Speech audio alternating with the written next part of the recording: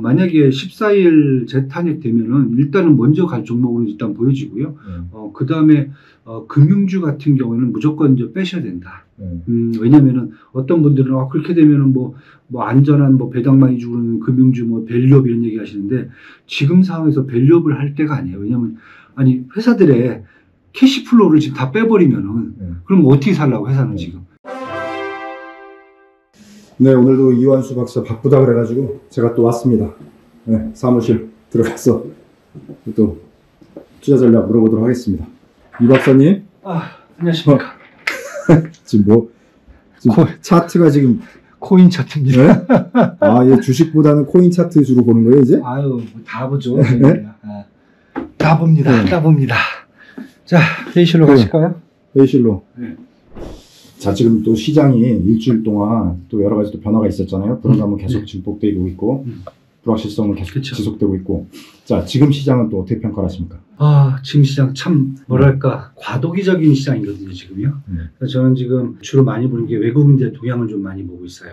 계엄이 해제됐다고 하지만은 지금 보시면은 내란죄 플러스 재탄핵 전국으로 지금 돌아섰고요. 변동성이 사실 일주일 동안 어떻게 보면은 국내 시장 국가의 변동성은 되게 커지는 모습인데 한편에서는 외국인들이 동향이 별로 없어요. 이게 되게 좋은 건가? 그런 얘기를 하시는데 저는 외국인도 지금 국내 시장을 지켜보고 있다. 왜냐하면 가장 큰 게 첫 번째가 뭐냐면은 외국인들이 신용평가사라든지 금융기관이라든지 아니면 이제 국제금융기구 이런 데에서 한국에 대한 신용평가라든지 전반적인 이런 부분들을 재평가를 해줘야 되거든요. 왜냐면 이머징 마켓에서 지금 비상기업이 났단 말이에요. 그렇다 보면은 되게 민감하게 적응을 하거든요. 그리고 특히 대한민국 같은 경우는 지금 최근 들어서 연초 이후에 경기 펀더멘탈이 너무 안 좋아졌어요. 너무 안 좋아지다 보니까 여기에다가 어떻게 보면은 정치적 불안정까지 두 개가 겹쳤을 경우에 가장 많이 위험하다고 생각하는 게 뭐냐면 외국인 입장에서는 이러다가 한국에서 금융위기가 발생하는 게 아닌가. 이 부분인데 그걸 처음에는 우려를 했는데 지금 보면 다른 별다른 액션 안 취해요. 왜냐하면 가장 큰 게 아까 말씀드린 첫 번째 이런 사태가 발생했는데 중요한 것은 뭐냐면은 시끄럽지가 않아요. 이머징 마켓에서 비상기업 나오면은 유혈 사태가 좀 나와야 되고 독재 권력이 국민에 대해서 좀 뭔가 나쁜 짓을 좀 해야 되고 국민들도 가만히 안 있죠. 사실 몽둥이에도 들어야 된다가 뭐가 들어야 된다가 이런 게 나와야 되는데 한국 보면 되게 법의 테두리라든지 민주주의 테두리 안에서 지금 그 테두리 안에서 움직이고 있거든요. 그러다 보니까 외국인들도 봤을 때는 이게 뭐지? 이러한 이머징 마켓에서 어떤 비상계엄이나 이런 건 처음 본다는 느낌이죠. 그러니까 계속 지금 지켜만 보고 있어요. 액션이 없어요, 아직. 두 번째는 우려를 많이 했던 게 국내에서 자본이 많이 빠져나간다. 주식, 채권, 부동산 쪽에서 외국인 자금들이 이탈이 심화되면서 환율에 영향을 미칠 거다. 이렇게 얘기했는데 지금 보니까 환율이 원래 이 사건 터지기 전에가 1,406원까지 올라와 있었어요. 근데 지금 1,429원이란 말이에요. 해봤자 20원 정도밖에 안 움직였어요.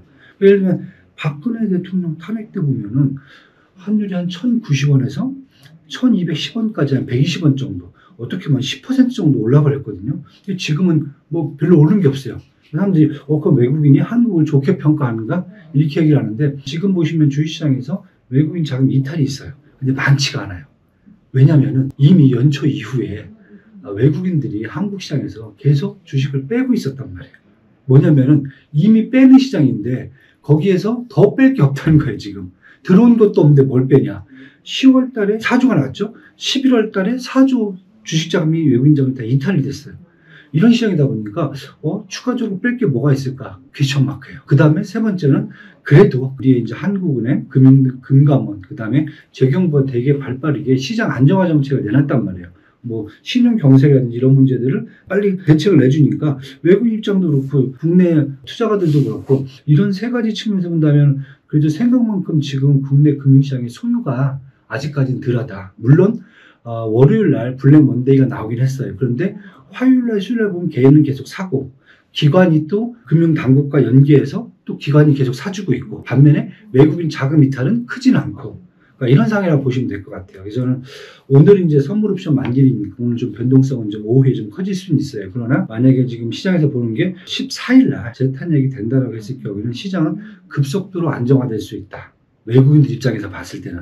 그래서 지금 그렇게 보고 있어갖고 지금 일부 애널리스트라든지 리서치하우스에서는 국내 주식 저평가 매수 타이밍이 아닌가. 저는 일단은 이 정도면은 저가 매수를 하되 펀드멘탈이 되게 양호한 쪽은 해도 괜찮다. 국제 경쟁력이 좋은 산업들이 있단 말이에요. HBM 밸류체인이라든지 아니면은 뷰티 쪽이라든지 화장품 아니면은 또 엔터 쪽이라든지 두 번째는 원화가 계속 약세가 되면서 수혜주도 있어요. 특히 조선 방산 쪽. 문제는 자동차도 수혜주인데 자동차는 미국에다 수출하다 보니까 하필이면 관세 때문에 영향을 받을 수가 있어요. 자동차는 빼고 조선 방산주. 그 다음에 최근 보시면 중국 쪽이 올라와요. 중앙정치공작회의도 경제공작회의도 지금 열리고 있고 오늘 또 추가 부양책 발표한다는 얘기가 있어요. 이러다 보니까 중국과 관련되어 있는 소비재들 이런 쪽에서는 어떻게 보면 상대적으로 봤을 때 되게 지금 안정적으로 펀더멘탈은 괜찮아진단 말이에요. 그런데 주가는 많이 빠져 있다. 그런 종목 쪽으로 우선적으로 좀 보시면 어떻겠냐. 자, 그래서 지금 현재 상황을 간단하게 정리를 하면은 생각보다 외국인 자금이 대거 이탈하지 않았고, 그렇죠. 네. 환율도 이제 급등하지 않았고, 그런 차원에서 볼 때 펀더멘탈이 괜찮은 대표적인 업종이나 종목들, 그렇죠. 이런 것들은 지금 상당히 저평가돼 있고 낙폭이 이미 앞서 많이 빠져 있었기 때문에 더 이상 빠질 공간도 별로 없어 보이고, 그렇죠. 네. 그래서 이번 주말 탄핵 뭐 이런 종목이 좀 정리가 되면은 다음 주부터 조금 반등할 가능성이 높아지기 때문에 그렇죠. 지금부터 준비하는 게 좋겠다. 네. 만약에 그래도 혹시나 이 시장이 장기화 될 수 있어요. 뭐 탄핵 된다는 보장도 없는 거고 지금 그렇죠. 그 다음에 만약에 탄핵이 안 되고 이제 이 정국이 한 달 두 달 끌고 가기 시작하면은 외국의 신평사라든지 국제금융기관 아니면은 뭐 글로벌 리서치 하우스들이 분명히 반응을 할 거예요. 뭐 한국의 투자 비중이라든지 아니면 신용등급 이렇게 됐을 경우는 제가 봤을 때 외환시장뿐만 아니라 CDS 프리미엄 시장, 즉 국가 부도율을 나타내는 CDS 시장 같은 경우에도 지금 아직까지는 큰 변동은 없어요. 이미 연초부터 이 사건이 터지기 전까지 경제 펀드멘탈이 워낙 안 좋다 보니까 한국 국채 5년물짜리 CDS 프리미엄이 한 25bp에서 한 32bp가 이미 올라와 있었어요. 근데 사건 터지고 한 35bp가 한 3bp 정도만 올랐단 말이에요. 근데 과거에 이제 박근혜 대통령 탄핵 때라든지 아니면 2008년도 금융위기 때 보면은 CDS 프리미엄이 80bp 이상을 올라가 버리거든요. 근데 지금 한 35bp 정도에 머물고 있어요. 만약에 이 소유라든지 이러한 정치적 변동이 더 장기화된다라고 했을 경우에는 분명히 신평사들이 한국 국가에 대한 신용등급 떨어뜨린 것은 제가 봤을 때 부르보듯 뻔하거든요. 그랬을 경우는 대비해서 저는 무조건 국내 주시장에만 의존하지 말고 현재 같은 시장에서는 좀 상대적으로 안전자산, 쉽게 해서 국내 어떤 변수들이 영향을 미치지 못하는 대신에 펀더멘탈은 좋아지고 있는 그런 시장들.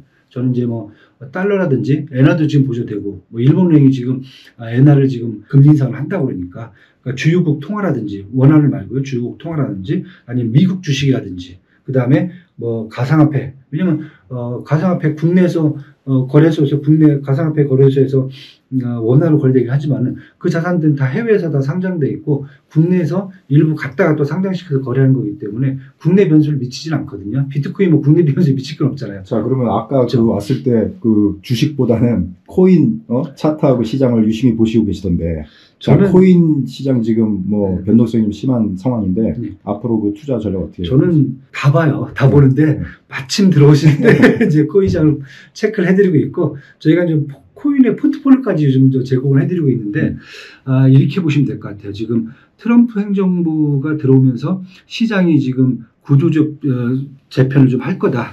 코인 시장이 가장 큰 게 뭐냐면은 트럼프가 두 가지를 얘기했어요. 첫 번째는 비트코인을 국가 전략적 자산으로 비축을 하겠다. 뭐 거기다 비투 갖고만 하겠다는데 그건 나중에 어떻게 될지 모르는 일단 그런 내용 하나. 또 하나는 코인 시장의 규제를 완화해 갖고 앞으로 미국을 코인 시장의 어떤 발전 성장시키겠다. 이 두 가지를 얘기했거든요. 첫 번째는 뭐냐면은 이것 때문에 지금 비트코인 가격이 한 10만 달러까지 올라가요. 그러면서 어떤 일이 발생하냐면 10만 달러 정도 가고 앞으로 그렇게 되면 비트코인이 다시 조정을 받았잖아요. 그렇죠. 그럼 이제 오늘 다시 또 10만 1000달러가 또 올라가고 있어요. 그러니까 이제 10만 달러가 약간 지금 현재 상황에서 상단에 어떤 그 저항 역할을 하고 있는 것 같은데 이걸 이제 뚫고 가냐가 이제 핵심 포인트. 저는 뚫지 못할 것 같아요. 왜 그 얘기를 하냐면 지금 이제 한 내용이 구조조정 때문에 지금 이제 시장 보시면은 고래들은 엄청나게 지금 비트코인을 팔고 있어요. 비트코인을. 지금 이제 10만 달러가 차실현 시기다. 그렇죠. 10만 달러가 넘어가면은 계속 지금 물량이 쏟아져 나와요. 그러니까 지난달 같은 경우에 한 달 동안에 고래들이 한 87만 BTS를 팔아버렸단 말이에요. 그런데 상대적으로 그걸 누가 사갔느냐? 잘 보시면은 일단은 실물 ETF들이 계속 기관들이 사줘요. 그 다음에 나중에는 국가가 산단 말이에요. 이렇게 됐을 경우에 아니면 회사들이 살 거란 말이에요. 요즘 지난번에 마이크로소프트도 이번에 비트코인을 자기들이 회사가 살 건지 비축을 할 건지 그걸 논의는 데 일단 안 한다 했잖아요. 앞으로 이제 회사들도 달러가 아니라 비트코인도 이제 갖고 있어야 된단 말이에요. 이런 상황이 된다 그러면은 비트코인은 달러와 같이 국가 자산 아니면 실물 ETF로 가면 기관 쪽으로 투자가들이 이제 옮겨가요. 자, 이 대표가 볼 때니까 10만 달러를 기준으로 네. 손바뀜이 생긴다. 그렇죠. 네. 그 보유의 매수 주체가 좀 바뀌는 시기다. 바뀌어버리면은 네. 중요한 게 뭐냐면은 국가라든지 금융기관 그 다음에 또 하나 이제 회사들이 이 비트코인을 갖게 되면은 그때부터는 가격의 변동폭이 없어요 거의. 왜냐하면 달러와 같이 안정화가 돼버리기 때문에. 그리고 지금 아까 말씀드렸던 고래들은 계속 지금 터락 수익실을 해갖고 옮기는 데가 알트코인 쪽으로 옮겨요. 자, 그러면 이 대표가 볼 때는 지금 이제 나오는 일부 전망 뭐 20만 달러 돌파한다, 그 이상 간다, 이거는 조금 무리가 있다. 그건 나중에 봐야 되는 거고 지금 당장 눈앞에 보이는 것은 트럼프 행정부 때문에 지금 비트코인하고 코인 시장이 지금 전반적으로 지금 구조형이 오고 있단 말이에요. 거기에서 보면 비트코인 한 10만 달러 정도에서 일단 손바뀜이 나올 거고 구조적으로 바뀔 거고 그 다음에 비트코인이 아니라 알트코인 쪽으로 사람들이 계속 이동을 한단 말이에요. 앞으로 이제 미국에서 코인 시장이 커질 거잖아요. 그렇게 된다면 지금 알트코인 중에서 뭐 플랫폼 코인이라든지 스테이블 코인이라든지 아니면 저 밈코인 같은 도지코인이라든지 뭐 봉크라든지 뭐 이런 페페까지 이런 종목들로 사실 개인 투자가들이 이제 옮겨간단 말이에요. 그럼 이쪽 시장은 변동성이 높게 커질 수가 있는데 비트코인은 이제 완전히 가격이 안정화가 될 수 있다는 거죠. 이렇게 본다고는 저는 지금 당장 이제 비트코인 투자하는 것보다는 알트코인 쪽으로 투자를 하는 게 훨씬 낫다. 좀 방향을 트는 게 좋겠고 그런 측면에서 본다면 이더리움이나 이제 리플 요즘 올라가는 거 보시면은 허걱해요. 사람 무섭게 올라가는. 무섭게. 왜냐면 이제 그만큼 이 갖고 있던 알트코인들의 프로젝트라든지 아니면은 나레이티브에 대한 평가가 지금 재평가가 이루어지고 있는 거거든요. 자, 그러면 지난주에는 네이버, 카카오, 한국 시장에서 플랫폼 억눌려왔던 현 정부의 규제 속에 상당히 지금 억눌려왔던 종목 대표적으로 이제 네이버, 카카오 들 수가 있는데 상대적으로 좀 선전을 하고 있다고 볼 수가 있거든요. 그렇죠. 앞으로도 유효하다고 보십니까? 그럼 만약에 사실 이번 주에도 카카오, 네이버는 강세로도 갈 수 있었는데 재탄핵 국면으로 가니까 이게 이제 불확실성이 또 커져버리잖아요. 여기서 또 스톱이 됐어요. 오늘 뭐 대통령 또 단 한 번까지 내면서 뭐 국민을 보고 가겠다고 하시는데 국민을 봤으면 빨리 내려가셔야 되는데 지금 계속 이러고 있단 말이에요. 그런 상황에서 카카오하고 네이버에 대한 기대감은 커질 수가 있는데 당장 사람들도 이거 어떻게 해야 되지? 막 이런 상황이란 말이에요. 그래서 저는 일단은 카카오 네이버는 만약에 14일 재탄핵 되면은 일단은 먼저 갈 종목으로 일단 보여지고요. 그 다음에 금융주 같은 경우에는 무조건 이제 빼셔야 된다. 왜냐면은 어떤 분들은 그렇게 되면은 뭐 안전한 뭐 배당 많이 주는 금융주 뭐 밸류업 이런 얘기 하시는데 지금 상황에서 밸류업을 할 때가 아니에요. 왜냐면 아니 회사들의 캐시플로우를 지금 다 빼버리면은 그럼 어떻게 살라고 회사는 지금. 왜냐면 뭐 대손충당은 뭐 쌓고 지금 해야 될 판인데 특히 금융기관 같은 경우는. 그리고 금융기관들이 많이 빠지는데 어떤 분이 밸류업에 대한 평가다 그러는데 밸류업에 대한 평가가 아니라 외국계 자금들은 그 나라에 정치 리스크가 불안이 생기면은 금융위기가 생길 수가 있잖아요. 그렇게 되면은 먼저 빼는 게 금융회사들의 주식을 먼저 빼버려요, 사실은. 근데 최근에 보시면 금융회사 주식들이 되게 많이 빠져나갔어요. 외국인들이 매도하는 게 틀려요, 단위가. 그런 것까지 보신다면은 저는 일단은 트럼프 수혜주가 될 수 있는 플랫폼이라든지 AI 어플리케이션 뭐 이번에 또 양자 컴퓨터 때문에 또 난리잖아요. 그것도 국내도 사실 뭐 직접 관련된 데는 없어요. 근데 무슨 뭐 보안 솔루션 어쩌고저쩌고 하여튼 엮어요. 어플리케이션이라든지 어플리케이션 똑같이 가면은 게임하고 코인이 다 엮여 들어가요. 이 덩어리 하나가 있어요. 여기는 앞으로 이제 국가가 이끌어가야 될 산업인데 아직 적인 안 돼 있잖아요. 근데 그 다음 정권이 만약에 그걸 알고 끌고 간다면은 저는 충분히 갈 수 있는 그런 종목들이고 그 다음에 아까 말씀드린 국가 경쟁력이 있는 그런 펀더멘탈이 좋은 데는 저는 계속 갈 수 있다라고 봐요. 좋아요, 구독. 짧게 마지막 코멘트 많이 하신다면 이 시장에서 떨어지는 칼날에 손을 대지 마라. 그렇죠? 근데 지금 상황은 칼날이 떨어졌다가 약간 지금 스톱된 상태예요. 무뎌진 상태거든요. 그래서 이번 기회도 하나의 어떤 저는 매수 기회도 좀 볼 수 있는 상황으로 조금 보여지니까 굳이 여기다 풀베팅을 하지 말고 이쪽도 좀 배팅을 하고 아까 말씀드린 이런 시장들도 좀 피해서 해지를 한다던가 다른 안전자산으로 좀 보신다가 이렇게 하면서 지금은 매수를 하시더라도 포트폴리오를 다원화시켜서 매수해야 되는 그런 상황이다. 이렇게 지금 말씀드리고 싶습니다.